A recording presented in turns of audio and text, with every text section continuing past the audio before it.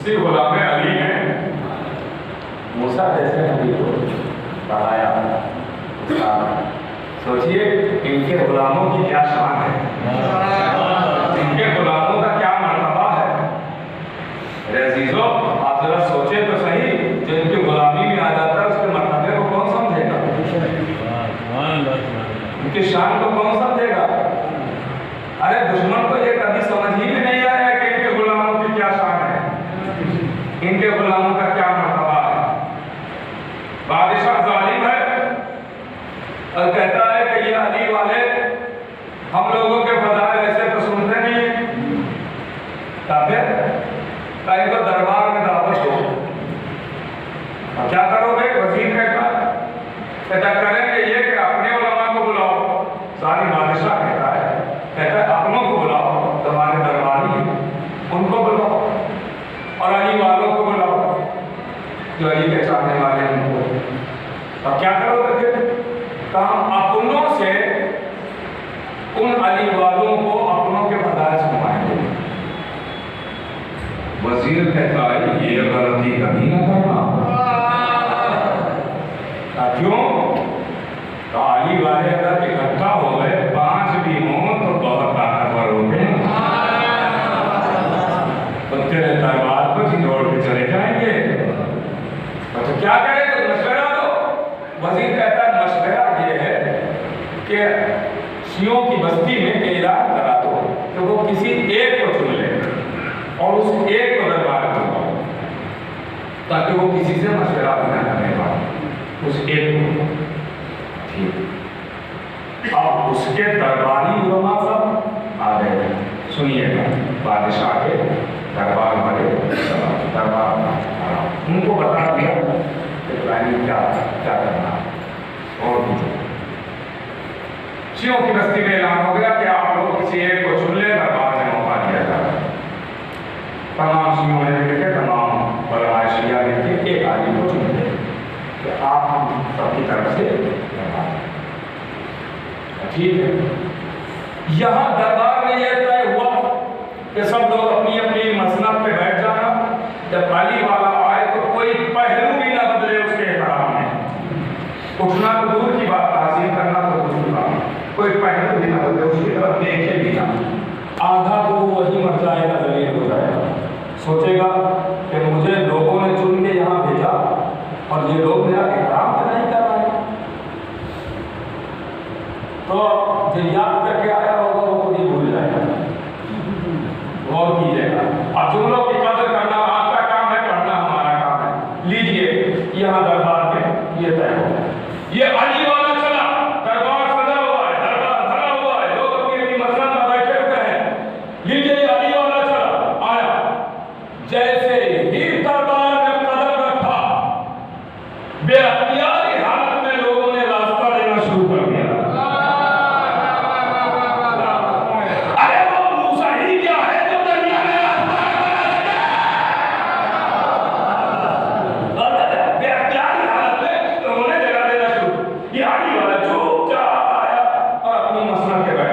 سنیے گا, چپ چاپ آیا اپنی مسند پہ بیٹھ گیا, سب رکا ہوا.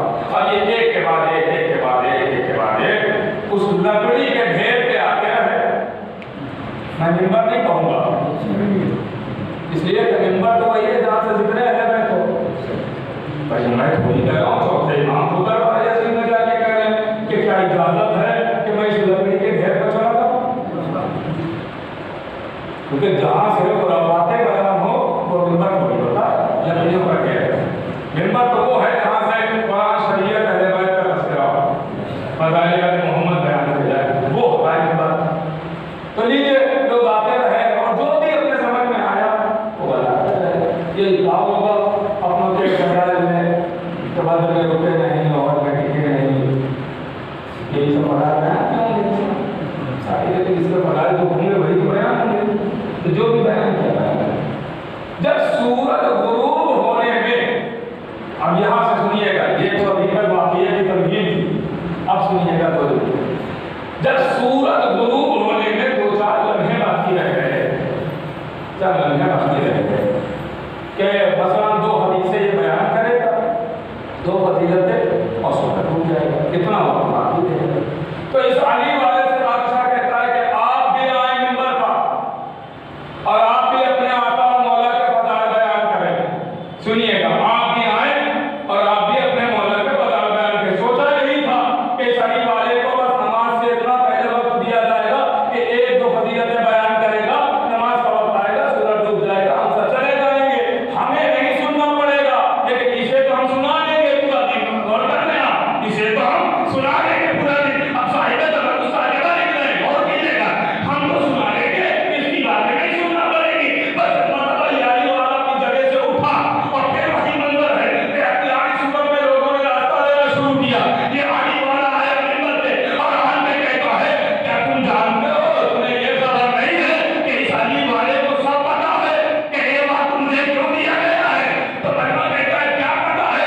کہ یہ وقت مجھے اس لیے دیا گیا ہے تاکہ میں ایک یا دو فضیلتیں بیان کروں اور تم سب چلے جاؤ، سورج ڈوبے، تم سب چلے جاؤ، اور باقی کو جب پتا ہے تو جلدی جلدی تو ایک دو فضیلتیں بیان کر سکتا ہے، بیان کر، ورنہ وقت ضائع ہو رہا ہے۔ سورج ڈوبے گا، ہم سب چلے جائیں گے، مجمع کہنا ہے سورج ڈوبے گا، ہم سب چلے جائیں گے، اس کے بعد میری ایک نہ سنیں گے، سورج ڈوبے گا، ہم سب چلے جائیں گے۔ علی والا کہتا ہے کیا کہا؟ کہ سورج ڈوبے گا، ہم سب چلے جائیں گے۔ کیا کہا؟ کہ سورج ڈوبے گا، ہم سب چلے جائیں گے۔ کیا کہا؟ کہ سورج ڈوبے گا، ہم سب چلے جائیں گے۔ علی والا کہتا ہے کبھی سنو، اگر معلوم ہو تو اپنی بات مان لینا، اور جب سورج ڈوبے کبھی جانا۔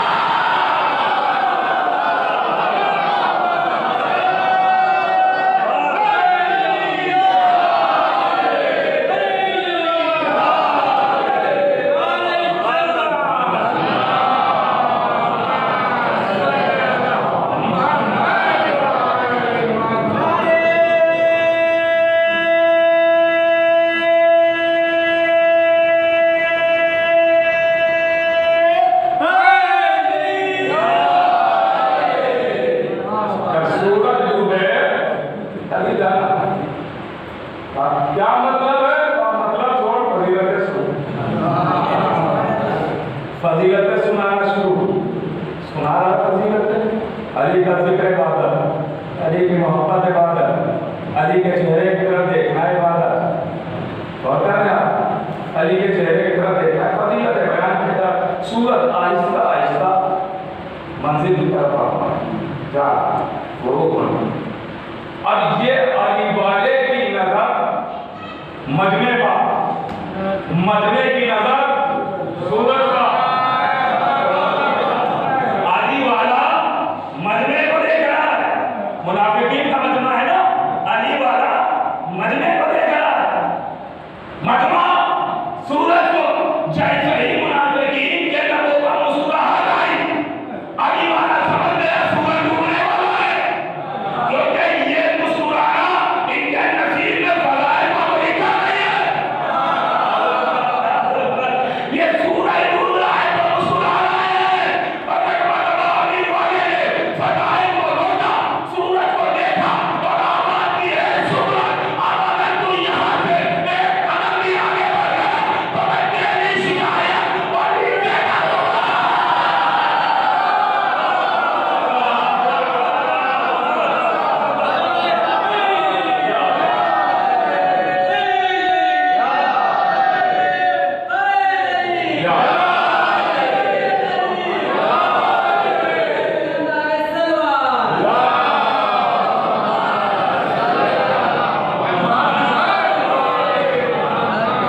سورج کو اپنا نور چھنوانا تھوڑی تھا، وہیں پر ٹھہر گیا، علی کا فضائل سننے لگا، ارے شاید سورج بھی شیعہ ہے، بڑے محمد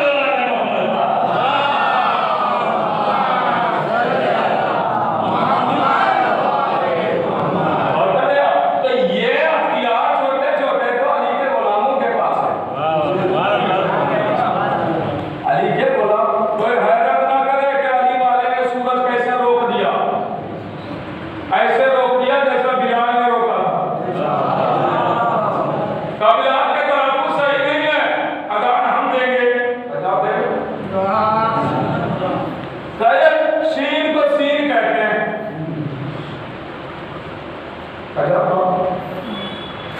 صبح ہوئی کھڑے ہو گئے اذان کہہ دی نبی آئے نہیں نبی آئے نماز پڑھائی ہوگا دوڑے بعد کہا نبی اللہ ہاں اذان ہو گئی سنا نہیں کس نے دی بولا صاحب بلال نہیں آئے کرے ان کو تلفظ صحیح نہیں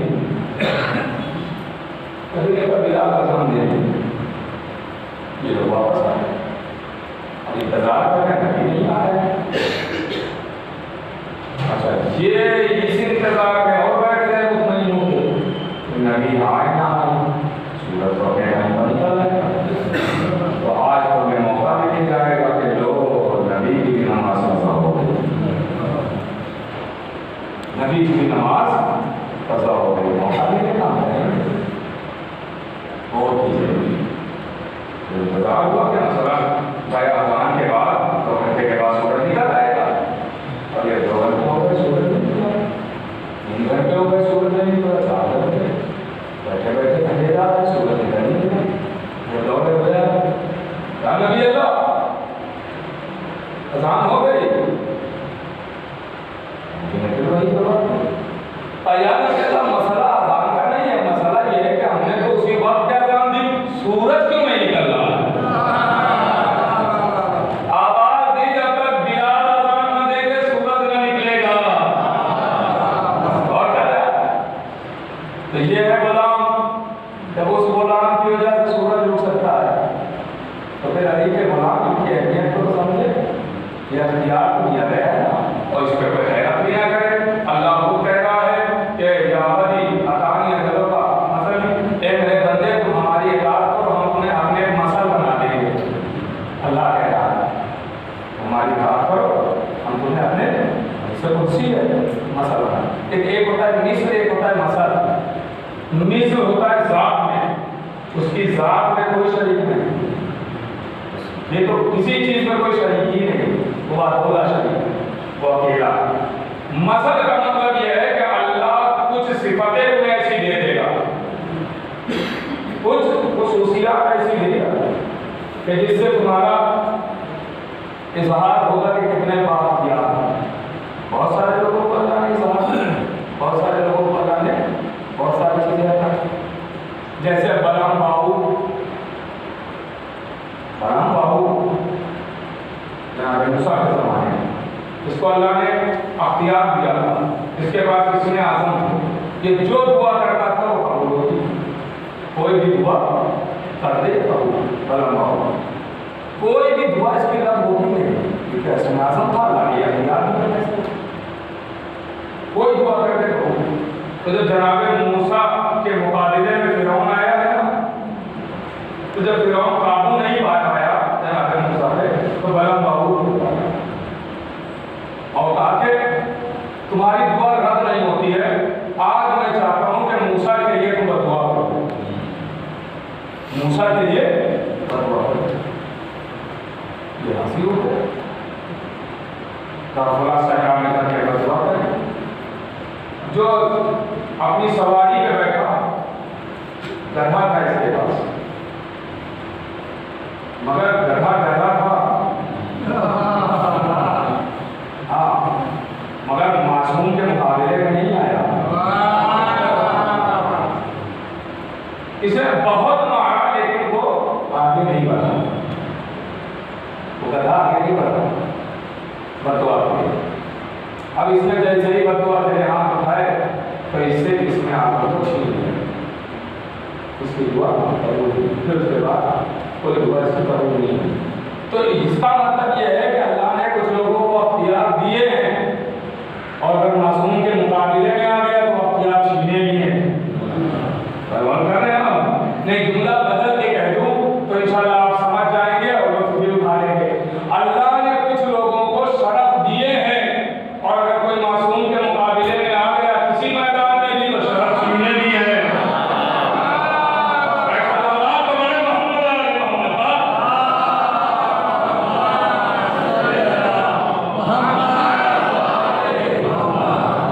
تو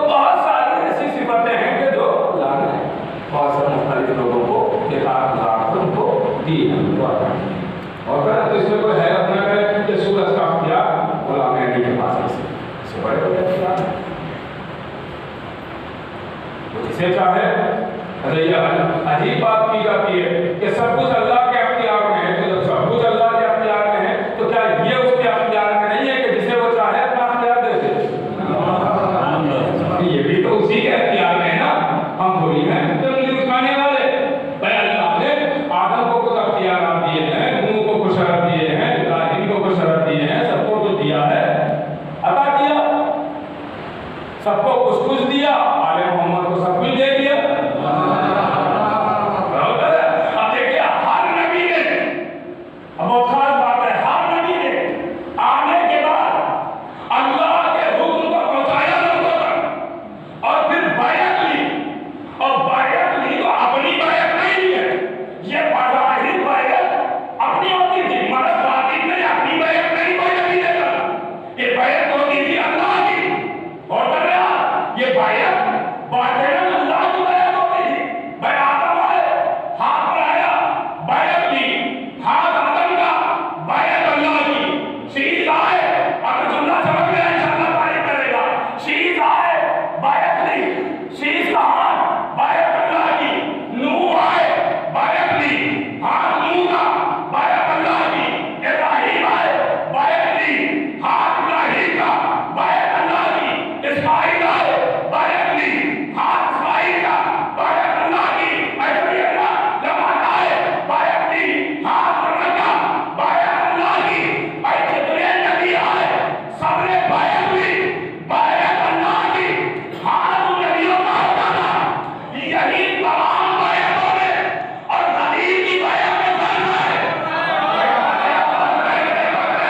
بھائی تمام بیعتوں میں اور نبی کی بیعت میں یہی تو فرق ہے کہ ہر بیعت میں بیعت اللہ کی، ہاتھ نبیوں کا، لیکن نبی نے جو بیعت ہوئی وہ بیعت بھی اللہ کی، ہاتھ بھی ید اللہ۔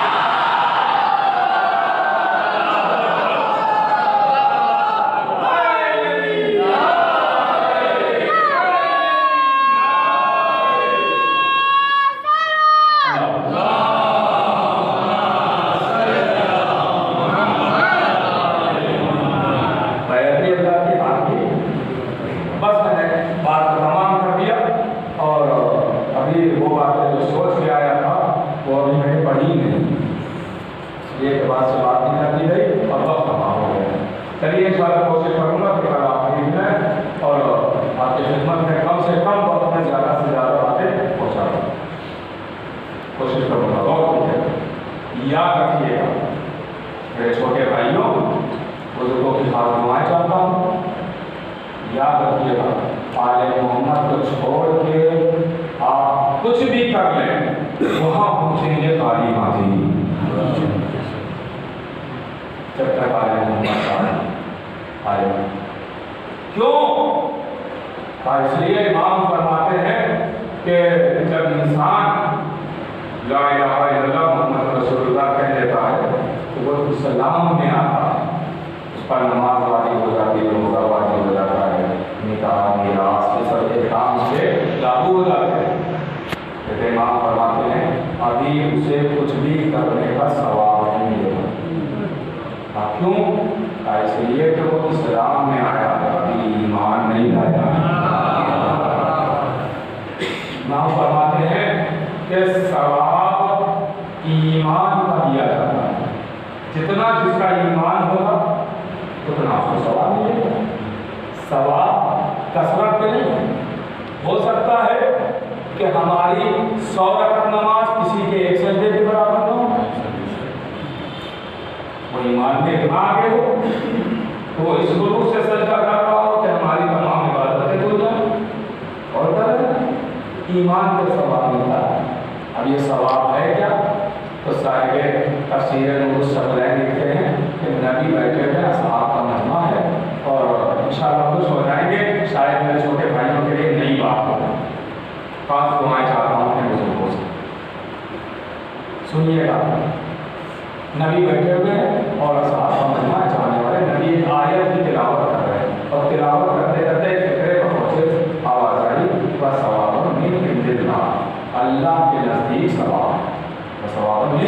عند اللہ، اللہ کے نزدیک ثواب. یہ رک گئے اصحاب نے ہاتھوں کو توڑا، یا نبی اللہ یہ آپ رک گئے تو بتا دیجیے یہ ثواب ہے کیا جو اللہ کے نزدیک ہے؟ بھائی ہر نیک عمل کا ثواب ملتا ہے، نماز پڑھو ثواب ملے گا، روزہ رکھو ثواب ملے گا، حج کرو ثواب ملے گا، زکات دو ثواب ملے گا، نیک عمل کرو ثواب ملے گا. کہا جاتا ہے نا ابھی ایک پوچھنے والا کہتا ہے یا رسول اللہ یہ ثواب کیا ہے؟ نبی نے سر اٹھایا، علی کے چہرے کو دیکھا، آواز دی علی ان کا ثواب، اے علی آپ ہی کا ثواب ہے. اس کا مطلب یہ ہوا کہ علی راستے کا نام نہیں ہے، علی منزل کا نام. علی منزل بس انشاءاللہ کا دس کروں گا. اگر کسی نے علی کو چھوڑ دیا وہ سب کر کے بنا تب کچھ بھی کام نہیں ہے. یہ کہتا ہے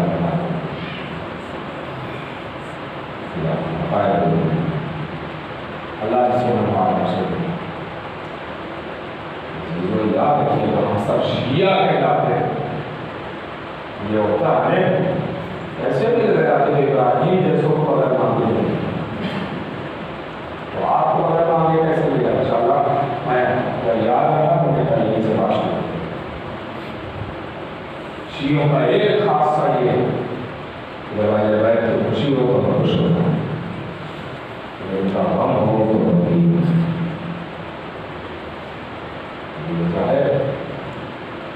جب قیامت کی کوئی تاریخ ہوتی ہے تو ہم مسرور ہوتے ہیں، جو شہادت کی کوئی تاریخ ہوتی ہے تو ہم مغموم ہوتے ہیں.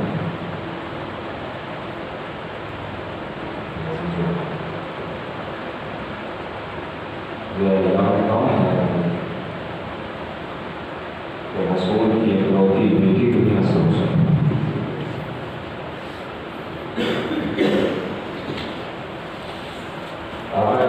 آسانی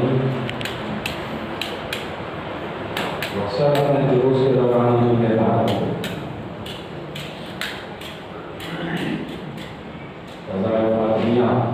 ایسے نماز ایسے جیسے